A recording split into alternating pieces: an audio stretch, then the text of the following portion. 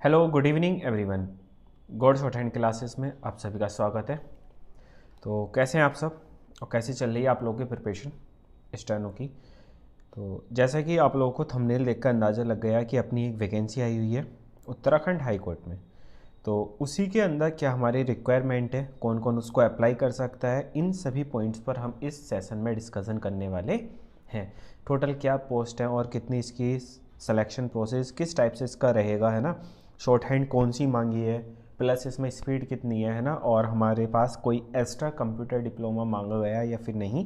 ये सब पॉइंट्स हम इस सेशन में आज हम कवर करने वाले हैं। तनु कुमारी, वेरी गुड इवनिंग। तो चलो फिर स्टार्ट करते हैं अपना आज का सेशन। तो सेशन जो हम स्टार्ट करेंगे वो करेंगे ऑफिशियल नोटिफिकेशन से। जो ऑफिशियल नोटिफिकेशन आया हुआ है उसी के थ्रू, जिससे कि आप लोगों तक एकदम जेन्यून इन्फॉर्मेशन पहुंच सके। तो चलो सर, इसकी ले लेते हैं पीडीएफ जो आई हुई है डिपार्टमेंटल की, है ना। तो डिपार्टमेंट की अपनी है एनटीए। सबसे पहले तो क्वेश्चन ये आया था सर, इसको कंडक्ट कौन कराएगा एग्ज़ाम को, क्या इसको टीसीएस कराएगी या फिर एनटीए। तो सर यहाँ पर आपका फर्स्ट क्वेश्चन का एक तो क्लियरिटी यही हो गई कि इसको कौन कंडक्ट कराने वाला है, एनटीए। सही है, नेशनल टेस्ट एजेंसी, ठीक। तो ये एनटीए आपके कराने वाली है। सर कब से अप्लाई करेंगे हम इसको, तो इसमें जो अप्लाई होगी तो वो सर आप करेंगे 22/2 तक अंतिम, और 25/1 मतलब 25 जनवरी से आप लोग इसको अप्लाई कर सकते हैं। मतलब ये इसकी डेट चल रही है, आप लोग अभी से अप्लाई कर सकते हैं। फिर सर बात करते हैं हम कब तक अप्लाई करेंगे, तो 22 फरवरी। तो मतलब लगभग आपके पास अभी 22 दिन ही है जिससे कि आप लोग इसको अप्लाई कर सकें। सर मोड ऑफ इसका एप्लीकेशन क्या होगा, तो सर ऑनलाइन।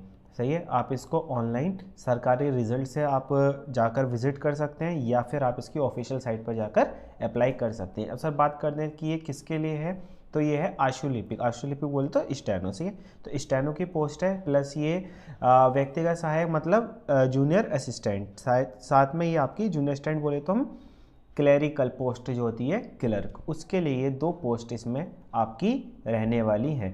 तो सर बात करते हैं कितनी कितनी इसकी पोस्ट्स हैं।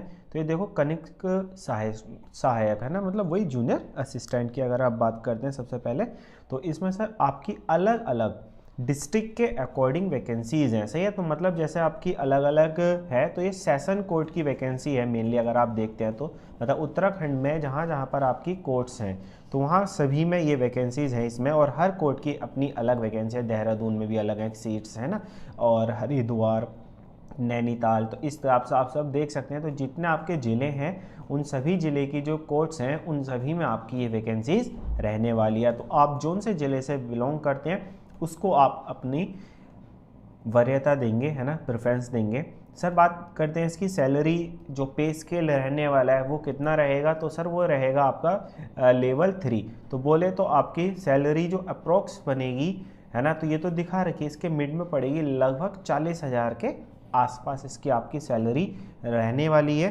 40,000 रुपये इसकी आपकी सैलरी मिलेगी स्टेनो लोगों को, है ना। और सर इसकी एज क्या है, तो अगर हम एज की बात करते हैं तो सर 21 से 35, क्योंकि ये स्टेट की है तो इसलिए इसमें मैक्सिमम कितनी लेते हैं, 35 ईयर्स तक आप लोग इसमें अप्लाई कर सकते हैं। सर एग्ज़ाम ये होगा कहाँ, उत्तराखंड में। हाँ जी, उत्तराखंड में ही होगा। लन लन सही है, तो ये उत्तराखंड में ही रहने वाला है आपका एग्ज़ाम। और एज जिनकी जो एसएससी के थ्रू जो ओवर एज हो जाते हैं, है ना, जो लिमिट, एक एज लिमिट है उनकी, उससे क्रॉस कर देते हैं, तो उनके लिए स्टेट्स में सुनहरा अवसर होता है ना, क्योंकि स्टेट में जो वैकेंसीज होती हैं उसमें आपकी एज थोड़ा सी ज़्यादा मांगी जाती है। अब बात करते हैं सर इसमें हमारे पास क्वालिफिकेशन क्या होना चाहिए, तो स्थापित विश्वविद्यालय से आपके पास क्या होनी चाहिए, स्नातक। बोले तो आपके पास ग्रेजुएशन होनी चाहिए या उसके समतुल्य, तो मतलब ग्रेजुएशन ही आपकी इसमें होनी चाहिए। आपको इंग्लिश और हिंदी भाषा दोनों आती हो, प्लस सर टंगड़ मतलब टाइपिंग 25 वर्ड प्रति मिनट हिंदी, है ना। तो ये है आपकी 25 वर्ड्स पर मिनट और 30 वर्ड्स पर मिनट, मतलब हिंदी में आपकी आनी चाहिए। अगर आप हिंदी टाइपिंग की बात करते हैं तो 25 वर्ड की स्पीड पर मिनट, और इंग्लिश टाइपिंग की बात करते हैं तो 30 वर्ड्स पर मिनट। सही है, ये 2 आपको आनी चाहिए। ठीक है, हाँ जी अथर। और फिर आपका कंप्यूटर संचालन, मतलब आपको कंप्यूटर की प्रैक्टिकल, मतलब आपको प्रैक्टिकल नॉलेज होनी चाहिए, मतलब आपको पता होना चाहिए कि कंप्यूटर को किस तरीके से ऑपरेट किया जाता है ना। फिर यहाँ पर अधिमन, वो ये बोला यहाँ पर प्रेफरेंस किसको दिया जाएगा, तो प्रेफरेंस वही है जिसको दोनों आपका जो इसमें लिखित परीक्षा होगी, सही है, में समान अंक प्राप्त करने वाले, अगर वो हिंदी टाइपिंग, मतलब वही है कि जिसके नंबर ज़्यादा रहेंगे उसको प्रेफरेंस दिया जाएगा। सेम में भी अगर फंस जाता तो जिसके पास ज़्यादा क्वालिफिकेशन है, ज़्यादा एज है, वो ज़्यादा इसमें प्रेफरेंस रहता है, सही। अब बात करते हैं सर इसकी लिखित परीक्षा, मतलब जो रिटन एग्ज़ाम होगा उसमें क्या क्या इसमें आपसे मांगा गया है। तो टोटल मार्क्स की होगी ये 140 नंबर का क्वेश्चन होने वाला है। किसकी बात चल रही है, अभी हम क्लर्क की बात कर रहे हैं, सिर्फ जो क्लर्क की पोस्ट है, सही है। 2 घंटे 30 मिनट, मतलब आपको इसमें 2.5 घंटे का टाइम मिलेगा। 140 क्वेश्चन होंगे, प्लस जो टाइपिंग होगी वो आपकी 60 नंबर की होगी, तो दोनों टाइपिंग है तो 33 नंबर की आपकी दोनों टाइपिंग मिलेगी। तो मतलब यहाँ पर आपका क्वालिफिकेशन खाली क्वालिफाइड नहीं है, ये क्या है आपकी मार्किंग वाली है। तो अगर आपके नंबर कम आते हैं मतलब क्या, आपने गलती कर दी, तो जितनी गलती करोगे उतने नंबर कम, जितनी एक्यूरेसी ऊपर लिखोगे उतनी नंबर ज़्यादा आपके, ठीक है। फिर सर सेकंड पोस्ट है अपनी आशुलिपिक, बोले तो स्टेनो, सही है, स्टेनो की पोस्ट है। तो सर स्टेनो की वही सभी डिपार्टमेंट्स है ना, सभी अपनी डिस्ट्रिक्ट में अलग अलग हैं, तो आप जिस डिस्ट्रिक्ट से बिलोंग करते हैं उसकी देख लीजिएगा। आपको फॉर्म सभी का अलग अलग नहीं भरना है, हर डिस्ट्रिक्ट का अलग नहीं भरोगे, फॉर्म एक कंबाइनली ही भरा जाएगा, एक ही फॉर्म भरोगे आप लोग, स्टेनो या क्लर्क, इन दोनों में एक एक फॉर्म भरोगे। अब बात करते हैं सर स्टेनो की हमको कहाँ मिलेगा, तो ये आपके नंबर के जो आपके मार्क्स आएंगे उसके अकॉर्डिंग आपको डिस्ट्रिक्ट अलॉट होंगे बाद में, ठीक है sir.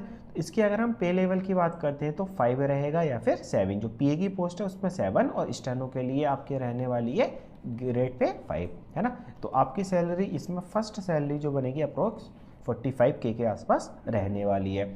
As sir as same वही है 31 से 35 वर्ष। अब किसकी बात करते हैं सर, क्वालिफिकेशन, तो अगर हम क्वालिफिकेशन की बात करते हैं तो सबसे पहले वही आपको स्नातक होना चाहिए, मतलब ग्रेजुएशन। फिर आपको हिंदी और इंग्लिश का अच्छा सा ज्ञान हो, मतलब आपको दोनों लैंग्वेज आती हो, प्लस इसमें जो शॉर्ट हैंड सिर्फ हिंदी, ये देखो यहाँ पर साफ साफ बोला हिंदी आशुलिपि, मतलब जो ये पोस्ट है वो किसकी है, सिर्फ हिंदी वाले। सर इसको इंग्लिश वाले अप्लाई कर सकते हैं तो नहीं कर सकते, उन्होंने साफ साफ यहाँ पर ओपनली बोल दिया। स्पीड कितनी रहेगी, 80 वर्ड्स पर मिनट रहेगी, सही है। प्लस आपकी इंग्लिश में भी आपकी टाइपिंग, देखो भले से ये पोस्ट हिंदी की है लेकिन इसमें इंग्लिश की भी है 25, जो अभ्यर्थियों को प्राथमिकता दी जाएगी जो इंग्लिश आशुलिपिक में पढ़ती है। देखो इसमें मतलब क्या है, ये तो हो गई आपकी कंपलसरी, हिंदी शॉर्ट हैंड हो गई आपकी कंपलसरी कि ये तो आनी ही आनी चाहिए, सही है। लेकिन वरीयता प्राथमिकता मतलब प्रेफरेंस किसे दिया जाएगा, जिसको इंग्लिश शॉर्ट हैंड भी आती हो 80 वर्ड्स पर मिनट की, प्लस उसको टाइपिंग भी आती हो 35 वर्ड्स पर मिनट। तो सिंपल हम ये बोल सकते हैं जिसको हिंदी शॉर्ट हैंड के साथ साथ इंग्लिश शॉर्ट हैंड भी आती है तो उसको यहाँ पर चांसेस उसके ज़्यादा हैं, उसका सिलेक्शन के चांसेस ज़्यादा हैं आपको दोनों। और फिर यहाँ पर कंप्यूटर तो आपके पास आनी ही चाहिए।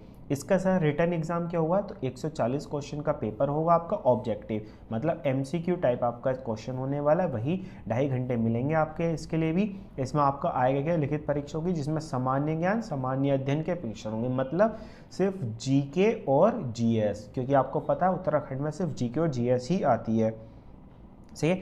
इंग्लिश का लास्ट में लिखा है ना, नहीं प्रिया वो इंग्लिश का लिखा तो है लेकिन वो क्या है या नहीं बोला, इन्होंने बोला उन अभ्यर्थियों को प्राथमिकता दी जाएगी जो इंग्लिश है ना या अंग्रेजी आशुलिपि में पढ़ती इतनी की स्पीड रखते हो, प्राथमिकता दी जाएगी, ये नहीं बोला या आती हो। देखो यहाँ पर अगर होता या तो ये दोनों चीज़ अलग अलग ही नहीं होती, तो यहाँ पर होता है हिंदी या इंग्लिश, हिंदी या अंग्रेजी आशुलिपि, ठीक है। तो मतलब यहाँ पर इंग्लिश वाले इसको डायरेक्टली नहीं बढ़ सकते, जिसको खाली इंग्लिश आती है उसके लिए ये पोस्ट नहीं है। फिर सर इसमें आपका जो टाइपिंग टेस्ट होगा और स्टेनो होगी वो कितने की होगी, 60 मार्क्स की होगी। तो इस तरीके से आपका 200 नंबर का टोटल पेपर रह जाता है। इन्होंने बोला सर आपको देखो यहाँ पर बोला गया है ना कि आपकी इन कैटेगरीज के लिए 35% लाना अनिवार्य है, तो ये हर एग्जाम में लगा होता है, इसका कोई मतलब नहीं है। मेन चीज़ तो वही है कि आपका जो रहेगा मेरिट के ऊपर ही रिजल्ट बनेगा फाइनली। अब यहाँ पर मेन इंपॉर्टेंट थिंग जो है वो ये है कि आपका जो लिखित परीक्षा होगी, MCQ क्वेश्चन जो होगा उसमें आपका 1 नंबर का एक क्वेश्चन होगा, लेकिन गलत क्वेश्चन के लिए 1/4, मतलब 1/4 की आपकी क्या है, निगेटिव मार्किंग भी इसमें रहने वाली है। पर्सन बुकलेट पर होगी, मतलब ये पेपर आपका ऑफलाइन होने वाला है, ठीक है। ओमार मिलेगी मतलब ऑफलाइन ये रहेगा। तो आपको एक क्वेश्चन के लिए 1 नंबर, और वही, और जो आयु मतलब जो आपकी एज कैलकुलेट होगी वो कब से होगी, 1 जनवरी 2024, सही है। इस एज को आपकी 21 से लेकर 35 के बीच में एज होनी चाहिए, ना इससे ज़्यादा ना इससे कम, ठीक है सर। तो ये था आपका मेनली जो आपका ऑफिशियल नोटिफिकेशन था यही, और सब तो इसमें बस बोला गया कि ऐसा ऐसा होना चाहिए, है ना। और इसमें कुछ इंपॉर्टेंट नहीं है, मेन चीज़ आपका इंपॉर्टेंट यही था कि आपका क्या रहने वाला पेज, भाई ऑनलाइन होगा तो आप कोई भी इसमें कर सकते हैं, है ना, कोई भी कार्ड पेमेंट या वगैरह। और आप अगर जनरल कैटेगरी से हैं UR तो आपको 1000 रुपये इसकी एग्जामिनेशन फ़ी देनी होगी, है ना। उत्तराखंड के OBC से हैं, है ना, तो भी आपको 1000 देने होंगे। आर्थिक रूप से कमज़ोर 500 रुपये, और उत्तराखंड के ही 500, उत्तराखंड दिव्यांग है तो 500, मतलब ये मान लो जनरल और OBC के लिए 1000 रुपये और बाकी सब कैटेगरीज़ के लिए 500 रुपये देने होंगे, चाहे फीमेल हो चाहे मेल, मतलब इसमें कोई रिलैक्सेशन नहीं है। तो सही है, तो इसी तरीके से आप अपना फॉर्म अप्लाई कर सकते हैं। तो जो आपके पास क्वालिफ़िकेशन है उस क्वालिफ़िकेशन के अकॉर्डिंग आप लोग अपना फॉर्म अप्लाई कर लीजिएगा, ठीक है। और सर इसके बाद जिस स्टूडेंट को शॉर्ट हैंड नहीं आती तो अपनी एप्लीकेशन है गॉड शॉर्ट हैंड क्लासेस, जिसका लिंक आपके कमेंट सेक्शन बॉक्स में पिन है, उसी में से सर एज और ग्रेजुएशन तो हमें तो चलो बाद जाता है, लेकिन हिंदी, हाँ हिंदी नहीं आती कोई बात नहीं, इंग्लिश के लिए भी आती है सर। मुझे डिक्टेशन टाइम बताओ, 80 वर्ड्स पर मिनट, हाईकोर्ट का क्या प्रोसेस है, नवनीत कौर। तो ये अपनी एप्लीकेशन है जिसमें हम दोनों शॉर्ट हैंड कराते हैं, हिंदी और इंग्लिश दोनों शॉर्ट हैंड अपने पास अवेलेबल है, बैचेस भी अवेलेबल है। इंग्लिश शॉर्ट हैंड के अंदर आप अगर विजिट करते हैं तो ये लाइफ फाउंडेशन बैच चल रहा है जो 3 जनवरी से स्टार्ट हुआ था, लगभग 50% ये हो चुका है। बात करते हैं सर फिर हिंदी वाला, ये आपका फाउंडेशन बैच ही है इंग्लिश का, ये रिकॉर्डेड फॉर्म में अवेलेबल है। और ये 2 आपके डिक्टेशन बैचेस हैं, एक न्यू डिक्टेशन बैच 19 आ चुका है, ये लीगल बैचेस जो इंग्लिश शॉर्ट हैंड देना चाहते हैं हाई कोर्ट्स का एग्जाम्स, तो उनके लिए लीगल डिक्टेशंस बैचेस हैं, क्योंकि हाई कोर्ट में सिर्फ लीगल बोलता है। हिंदी शॉर्ट हैंड के लिए ये फाउंडेशन बैच अपना रिकॉर्डेड फॉर्म में अवेलेबल है, ये डिक्टेशंस ये भी रिकॉर्डेड फॉर्म में अवेलेबल है, और ये आपका लाइव डिक्टेशन चल रहा है बैचेस, है ना। ये कॉम्बो बैचेस हैं, आप चाहते हैं हमको बार बार अलग अलग बैचेस ना लेने पड़े तो आपके लिए अलग अलग कॉम्बो बैचेस हैं, जिसमें आपको क्या मिलेगा, कौन कौन से बैचेस इसमें मिलेंगे आपको, वो इसके ऊपर सब कुछ मेंशन है। आप अगर ये वाला फाउंडेशन बैच कॉम्बो बैच लेते हैं तो इस कॉम्बो बैच में आपको ये तीनों बैचेस मिलेंगे जो कि आपके ये डिस्प्ले हो रहे हैं। आप अगर ये वाला कॉम्बो बैच लेते हैं तो आपको इसमें 3 बैचेस मिलेंगे, कौन कौन से, ये तीनों बैचेस मिलेंगे, ठीक है। फिर अगर आप और हाई कोर्ट्स वाला लेते हैं इंग्लिश शॉर्ट हैंड के थ्रू तो आपको इसमें ये सब बैचेस इसमें मिलने वाले हैं।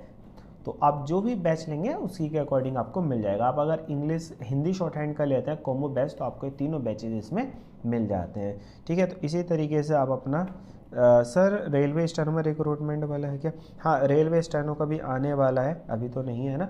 तो आप अपनी नीड के अकॉर्डिंग जो बैच आपको चाहिए वो ले सकते हैं। तो चलो सर इसी के साथ अपना आज का सेशन करते हैं ओवर, मिलेंगे नेक्स्ट सेशन में, जब तक के लिए thank you, bye bye, take care.